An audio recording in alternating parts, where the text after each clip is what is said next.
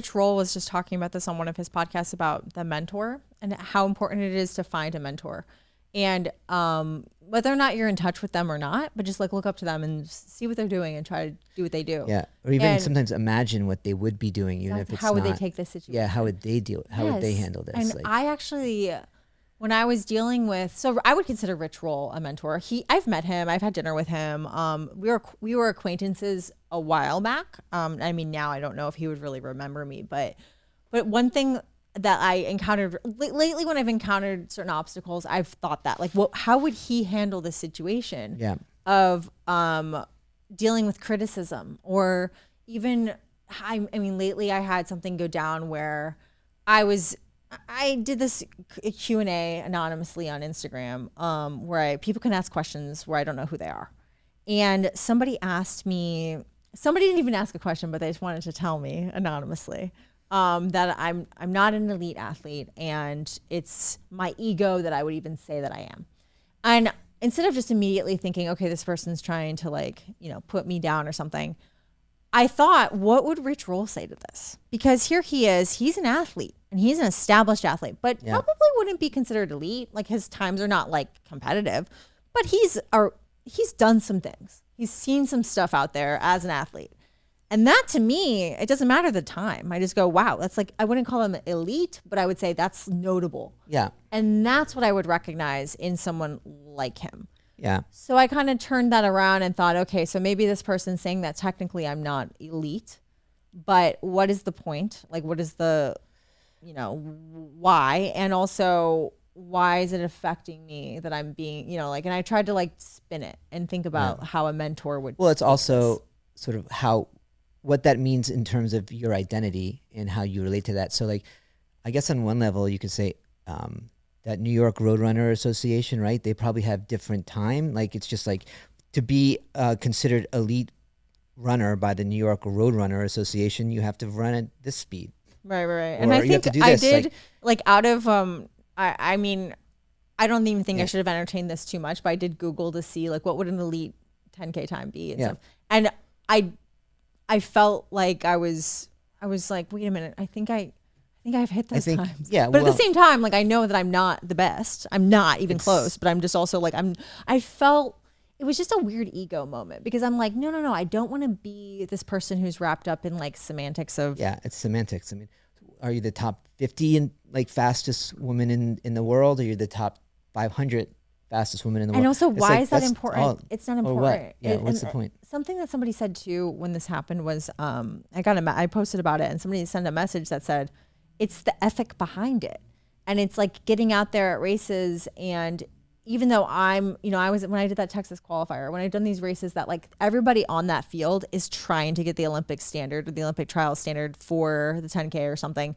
And even if I'm coming in last place, getting to that starting point with those people and even being like within anything of that, it's still like kind of close enough. And I don't know. It's a weird place to be in, but I really do think about like Rich Roll and how he is, because he's not even competing that much. Like, and he's not in the podium or anything. Yeah. It's not about that. It's about the getting to that point and your starting point of like where you come from. I mean, I think it's probably if you're identifying with the concept of being elite as something that is really important to you as a person, it's probably not gonna end well versus that's a good point. Because that's basically one way or the other, unless you're looking at something where it's like, all right, I want to hit this time, I want to make this happen, and I'm going to push myself and strive for it. And the story leading to that or point. like that's what the passion is. But just to be like considered something, then you're basically just being, you're fitting into society's like opinion of you. Like it's doesn't do with who you are at all. There's value with standards of like, okay, this person's hit this time, they are one of the best, or like they're the best or whatever. That's important. And I think there should be winners at races. It's not everyone's a winner. Like I think that it's important to have these time standards, but I also think it's important to remember where starting points are for people. And to think, 3 years ago, I wasn't even doing track. Like I literally I just started doing my first track workout a little over 3 years ago. And so It's more about like how far someone manages to go and transform over a certain period of time. That's the focus, and that's the important thing. Instead of somebody just saying, "Well, you're not the best of the best," but or it's like the meritocracy kind of vibe too. It's sort of like,